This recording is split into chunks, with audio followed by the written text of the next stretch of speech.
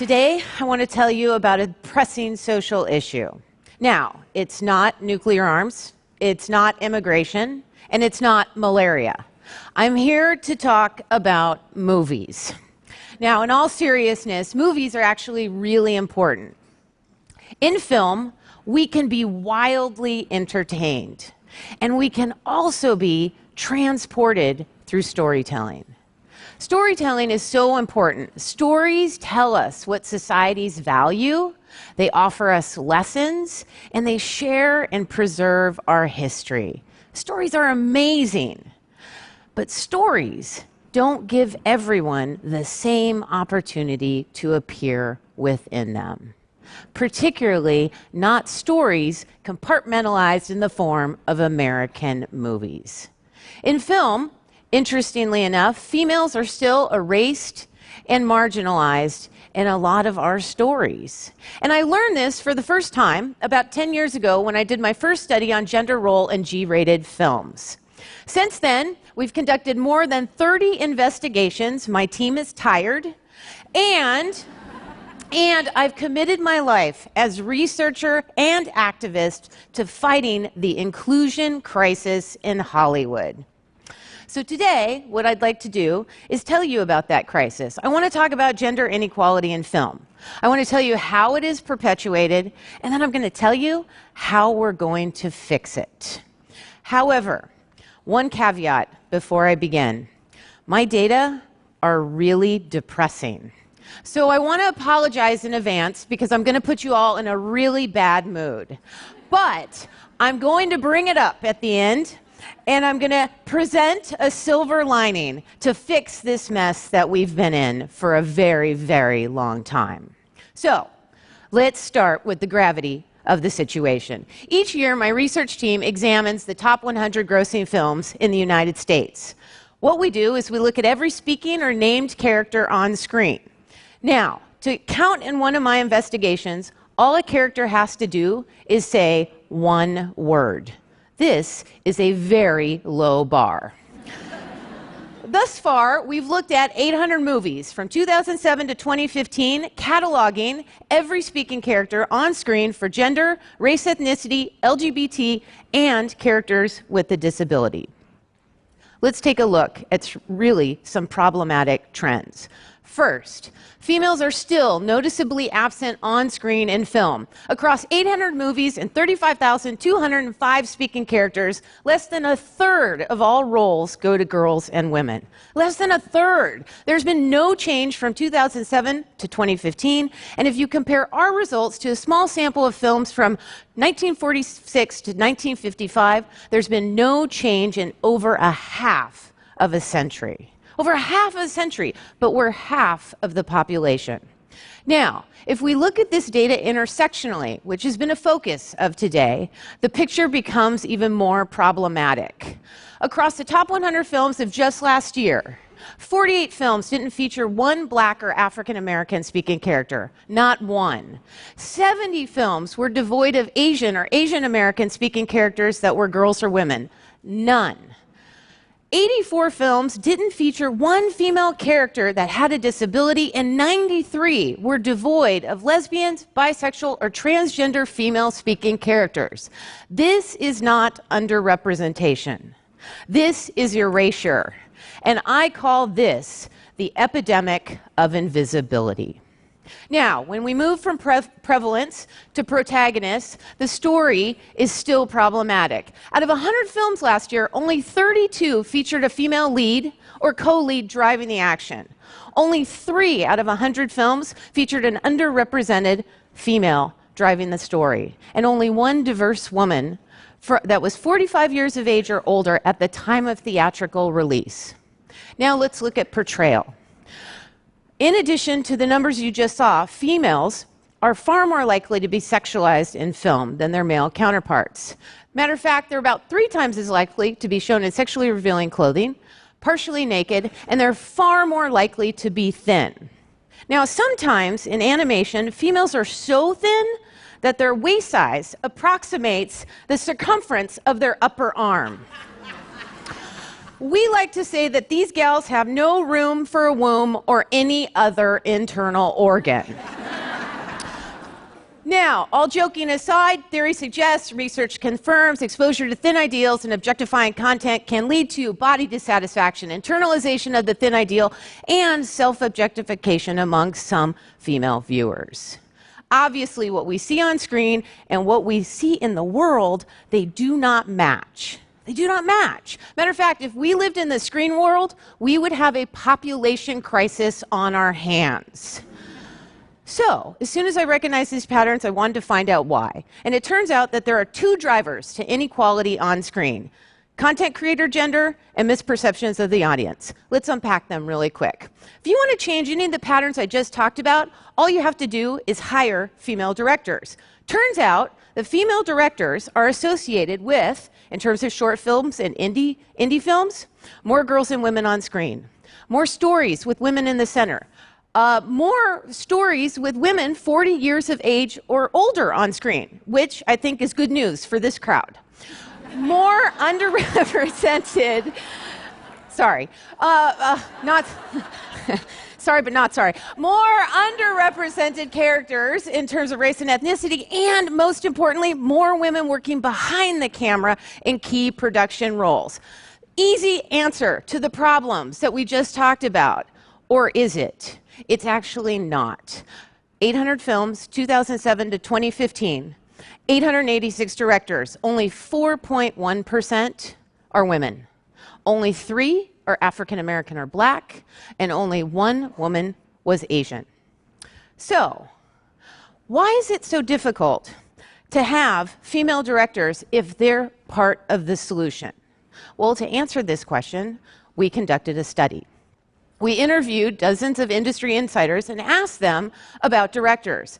Turns out, both male and female executives, when they think director, they think male. They perceive the traits of leadership to be masculine in nature. So, when they're going to hire a director to command a crew, lead a ship, be a visionary, or be General Patton, all the things that we've heard, their thoughts and ideations pull male. The perception of a director or a leader is inconsistent with the perception of a woman. The roles are incongruous, which is consistent with a lot of research in the psychological arena. Second factor contributing to inequality on screen is misperceptions of the audience. I don't need to tell this crowd, 50% of the people that go to the box office and buy tickets are girls and women in this country, right? But we're not perceived to be a viable or financially lucrative target audience. Further, there's some misperceptions about whether females can open a film. Open a film means if you place a female at the center, it doesn't have the return on investment that if you place a male at the center of a story does. This misperception is actually costly, right? Especially in the wake of franchise successes like The Hunger Games, Pitch Perfect, or that small little indie film, Star Wars, The Force Awakens. Our own economic analyses show that gender of the lead character doesn't play a role in economic success in the United States. But what does? Production costs alone, or in conjunction with how widely a film is distributed in this country. It's not the gender of the lead character. So, at this point, we should all be sufficiently depressed. No change in 50 years, few female directors working behind the camera, and the entertainment industry does not trust us as an audience. Well, I told you there would be a silver lining, and there is. There are actually simple and tangible solutions to fixing this problem that involve content creators, executives, and consumers like the individuals in this room. Let's talk about a few of them. The first is what I call just add 5. Did you know if we looked at the top 100 films next year and simply added 5 female-speaking characters on screen to each of those films, it would create a new norm? If we were to do this for 3 contiguous years, we would be at gender parity for the first time in over a half of a century. Now, this approach is advantageous for a variety of reasons. One, it doesn't take away jobs for male actors. Heaven forbid. 2, it is actually cost effective. It doesn't cost that much. 3, it builds a pipeline for talent. And 4, it humanizes the production process. Why? Because it makes sure that there's women on set. Second solution is for A-list talent. A-listers, as we all know, can make demands in their contracts, particularly the ones that work on the biggest Hollywood films. What if those A-listers simply added an equity clause or an inclusion rider into their contract? Now, what does that mean? Well, you probably don't know, but the typical feature film has about 40 to 45 speaking characters in it. I would argue that only 8 to 10 of those characters are actually relevant to the story. Except maybe Avengers, right? A few more in Avengers. The remaining 30 or so roles, there's no reason why those minor roles can't match or reflect the demography of where the story is taking place. An equity rider by an A-lister in their contract can stipulate that those roles reflect the world in which we actually live. Now, there's no reason why a network, a studio, or a production company cannot adopt the same contractual language in their negotiation processes. Third solution. This would be for the entertainment industry, Hollywood in particular, to adopt the Rooney Rule when it comes to hiring practices around directors. Now, in the NFL, the Rooney Rule stipulates that if a team wants to hire a coach from outside the organization, what they have to do is interview an underrepresented candidate.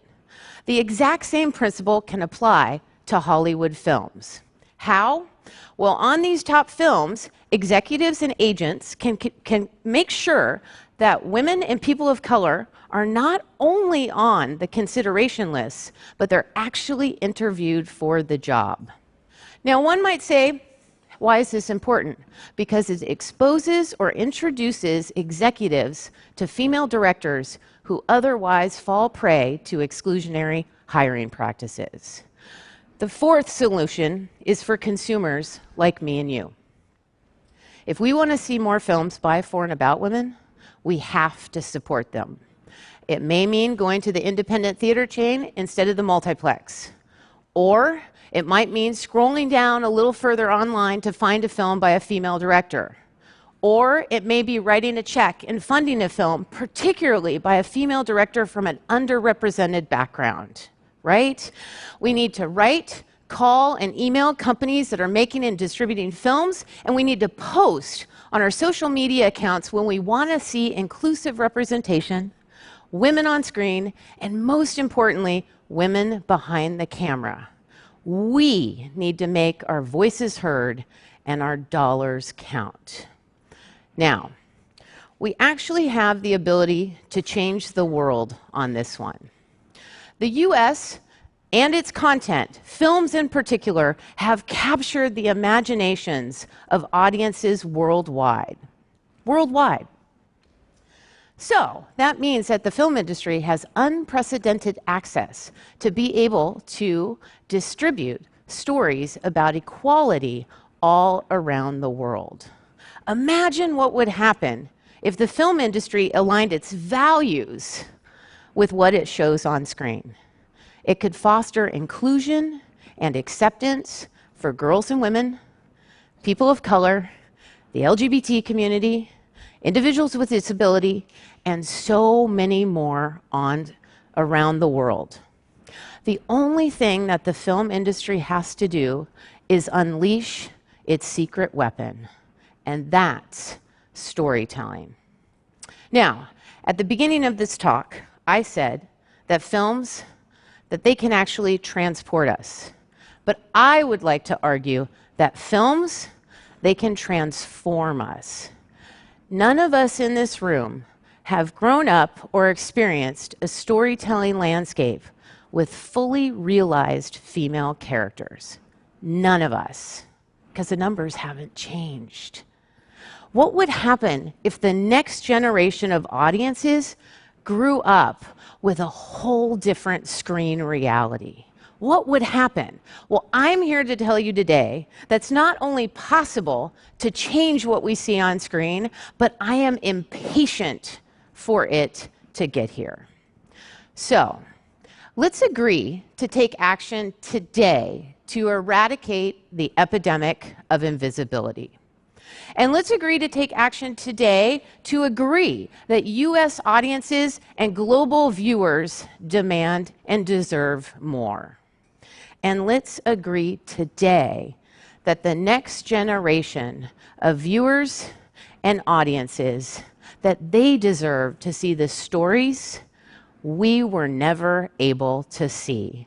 Thank you.